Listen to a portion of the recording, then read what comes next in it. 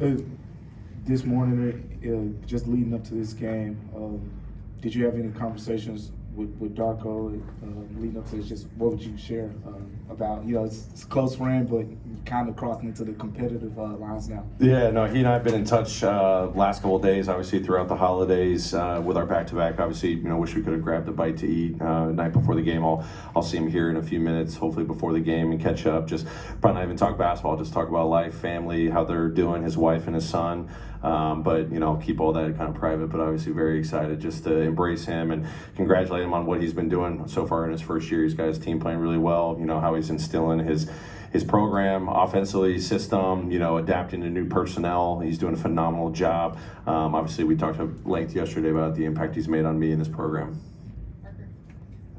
Taylor, so with Vince and Derek out tonight, you have some spots open in the rotation, between guys like Zaire and Roddy and Conchar and Tillman. What exactly are you looking for at that back end of the rotation?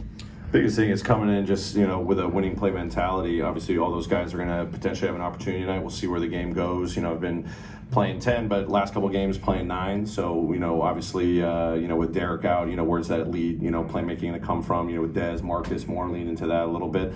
Who are the guys that are going to go out there? Obviously, against the Raptors, buy into the game plan. It's the biggest thing. Going out there and understand transition D is going to be huge. The one-on-one challenges that this team poses. Obviously, this team, can hurt us in the boards because they got great size, great physicality. So making those winning plays on the boards is going to be a big factor. And they know this team with their length on the defensive side, guys that can space the floor, make quick decisions for us, things that we've been talking about all season long. Great opportunity for those guys to take advantage of tonight. When you look at this Raptors team, especially with the new guys that they've added, what are the biggest challenges?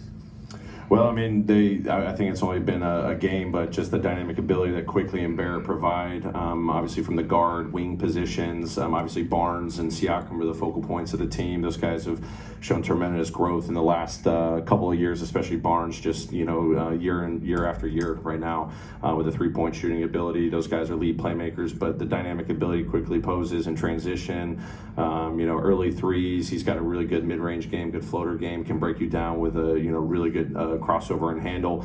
And then Barrett, just more physicality. This team over the last couple of years, even though that they've made some personnel moves, there's just a level of physicality that they bring on both sides of the floor. I think Barrett's going to fit great. Obviously, knowing Darko and the offensive schemes and playmaking that he's going to put Barrett in addition to what Barnes and Siakam and Quickly are going to be doing as well. It's just more offensive load for them.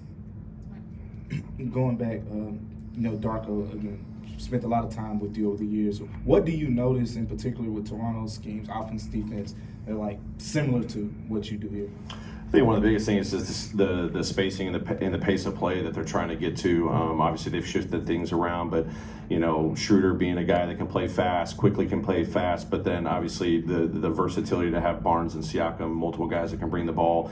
Us adapting to a 5-out spacing. They still got Pirtle, running down the middle of the floor, creating early pick and roll actions for them, and then some of the half court sets, just the movement off the ball.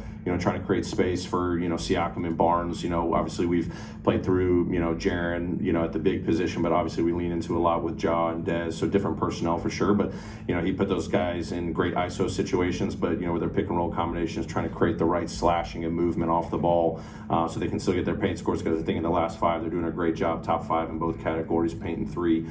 So not a surprise that he's instilling that pretty quick, and even with roster changes, getting those guys to commit to that so far.